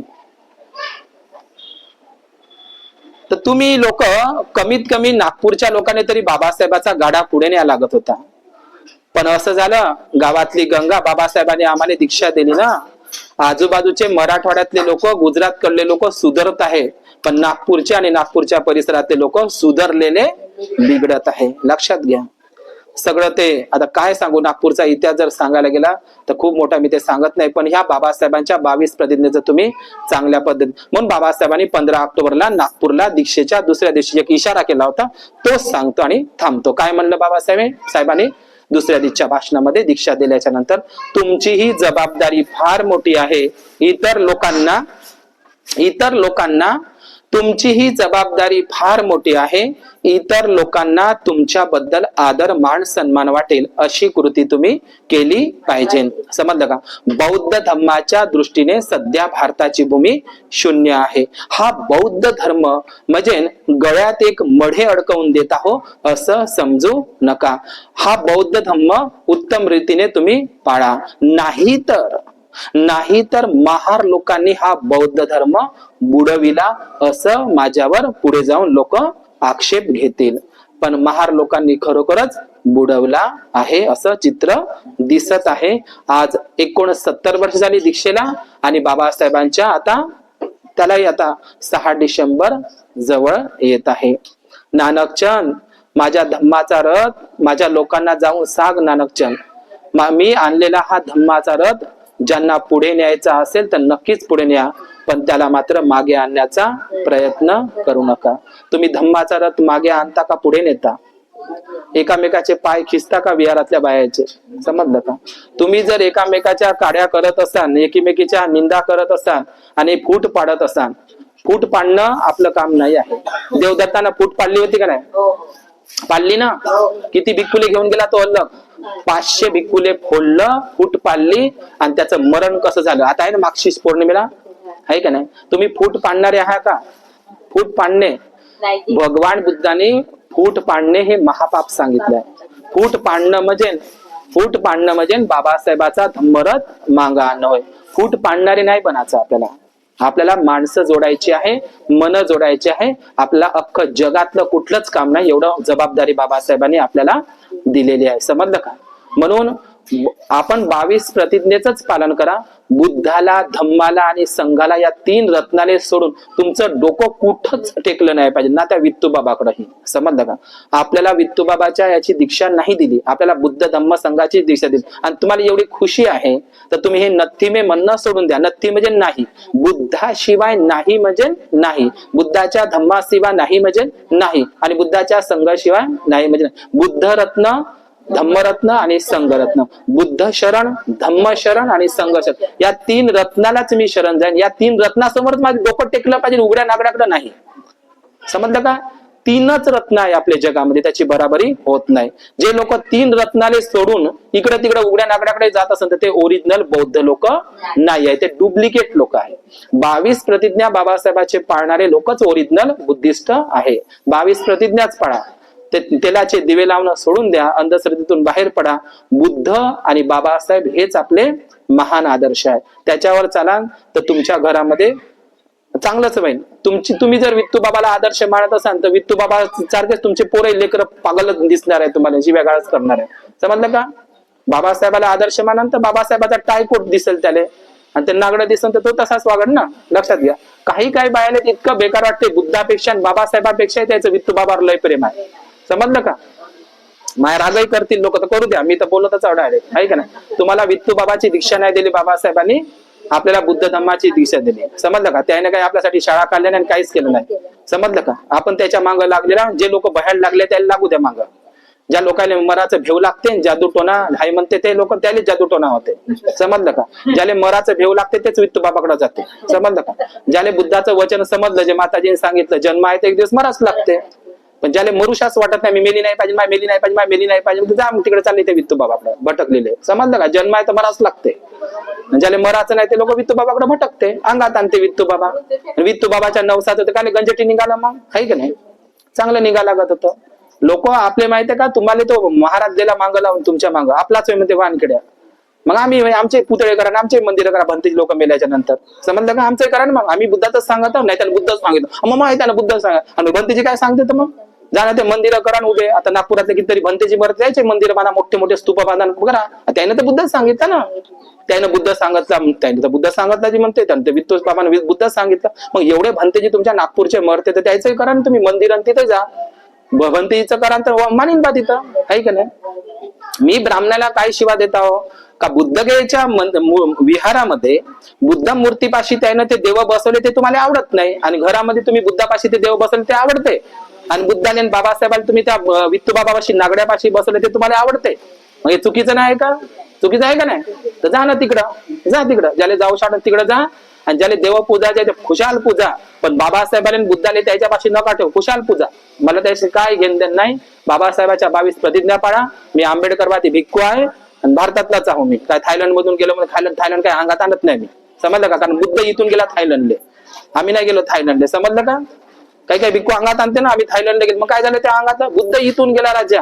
आम्हाला बाबासाहेबांनीच बुद्ध धावला. आम्हाला बाबासाहेबाचाच बुद्ध सांगायचा आहे. बाबासाहेबांमुळे आम्हाला बुद्ध भेटला, आणि बाबासाहेबांमुळे आम्हाला आमच्या अंगावर चिवर आलं, तुमच्या अंगावर हे सुंदर जीवन आलं, आहे का नाही? म्हणून बाबासाहेबाला कधीच विसरू नका. एवढंच मला या आजच्या प्रसंगी आई रजनी आई भगत, मला माहिती नाही बाबा तिनं कसा फोन केला, मी तर ओळखत नाही बाबा, काहीच नाही. काय आम्हाला काय जानना पहिचान असं चालू आहे, काहीच माहित नाही मला काहीच माहित नाही. माझं चॅनल आहे नोबल ट्रूथ युट्यूब चॅनल. सगळ्यांनी सबस्क्राईब करा आणि मला पुढे न्या. धम्माचा प्रचार प्रसार झाला पाहिजे. समजलं का? हे जे माझी गोष्ट इतरपर्यंत गेली पाहिजे. तुम्ही सगळ्यांनी सबस्क्राईब करा. समजलं? तर हे धम्माचा प्रचार प्रसार यासाठीच आहे. ठीक आहे. माझं चॅनल आहे नोबल ट्रूथ युट्यूब चॅनल. आईकडे त्याची लिंक आहे, तुम्ही सगळे ते सर्च करा. ठीक आहे. सगळ्या नातेवाईकांना पाठवा. थांबतो. भवतु सब्ब मंगल, भवतु सब्ब मंगल.